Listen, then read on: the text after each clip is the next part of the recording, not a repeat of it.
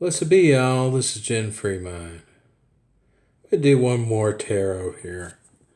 I, I could go on all night about the different cards and stuff, and I don't know how much you'd want of that. I don't know how much I'd want to do of that. I think I would probably go crazy trying to do all those. Well, at least in one night, anyway. But I would suspect there's a lot more stuff out there on the internet than I could do about this. I'm just giving you what I think of these things.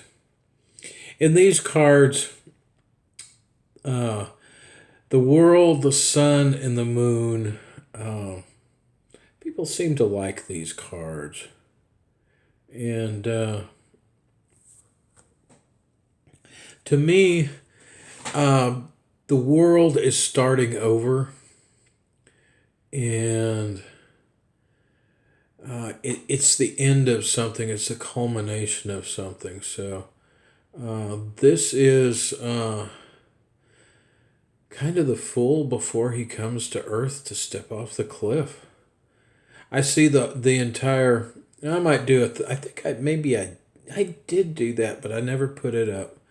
It's the story of the fool, and if you go from the fool through the world, there is a definite story there of a somebody who seeks in their progression, and I see it as everything that anybody does in life. You are somewhere within the major arcana in how uh, that thing is going for you. Whether it's a relationship, whether it's maybe learning a musical instrument or a foreign language, learning magic, uh, pursuing a career, uh, anything that you do in life, any endeavor that you do in life, I see it as you can break it down to it's at a point somewhere in the major arcana. And the moon, once again, you see the yods there. It's dropping seeds, and to me, it's all about illusion. It's about the imagination.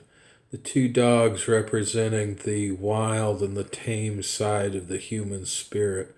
The crustacean is the subconscious crawling out of uh, the waters, the deep waters of the subconscious. And the moon is reflecting back what those things are. And you can only see in shadows. You can't see exactly what anything is, even though it's a full moon. It's all shadows. On the other side of that, the sun. That I always interpret that as day in the sun, as in um, enjoy this experience while you have it, because it's going to be short. That sun is going to go down, and you can either try to hold on to that experience and um, grow attached to it and try to recreate it and cause yourself suffering doing so, or you can be joyful and let it go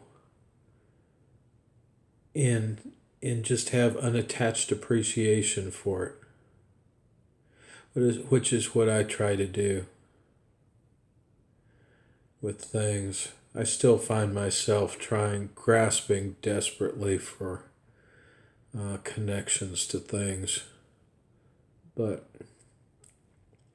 on the other side of things, I will often go and, like look through my closet and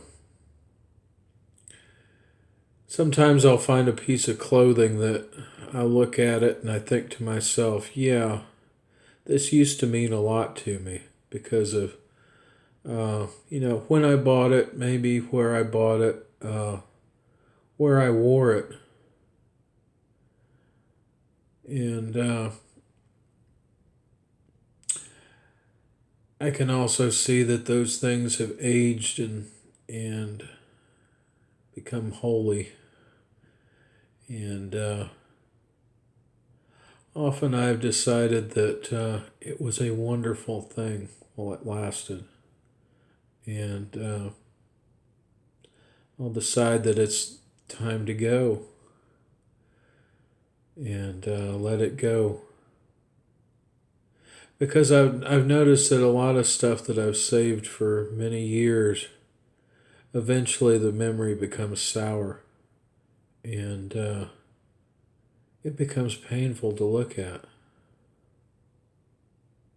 I always like when the world card comes up because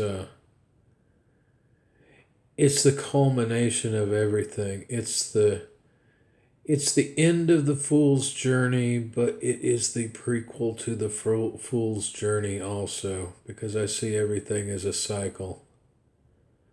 Uh, you see the cycle in the laurel that goes around the figure. She has completed her training, and she has the bakchetas, which are the wands. That's the name for the wands that they have in the cards are bakchetas, which is Italian for stick. It's also a type of bread, but I always like that, calling those by their proper name. Um, but she has both of them, whereas the magician only has the one, because he is just starting out. And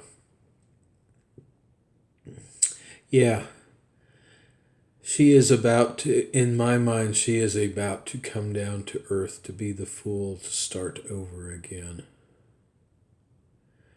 But she is dancing because you notice the legs there, the figure 4.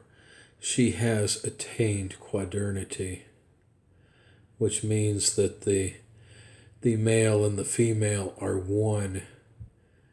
You are one with the universe. You are one with yourself. You see the crossed legs like that. Often you will see that in other devil cards. You see that the hanged man, Buddha sits like that often with his leg to the side there. It is a symbol called quadernity, which means that basically you are seeking or you have attained enlightenment. You will also see Jesus sitting that way. And the goat of Mendez sits that way. I have often wanted to get a tattoo of both the goat of Mendez and Jesus right next to each other in the same posture. With their hands up in the air pointing to the sun and the moon so that everything interlocks together, with Jesus on the left and the goat of Mendez on the right. And someday I might get that tattoo. And I think it will be a very controversial piece when people see it, because of all the symbolism that goes into that, where you see that they are two sides of the same coin. They are both seeking the same thing. And people don't understand that. But I have gotten much deeper into things than I intended to do here. And I am just about at my 10 minutes here. I try to keep these to about 10 minutes. And That's all for now. This is Jen Fremont. Blessed be y'all.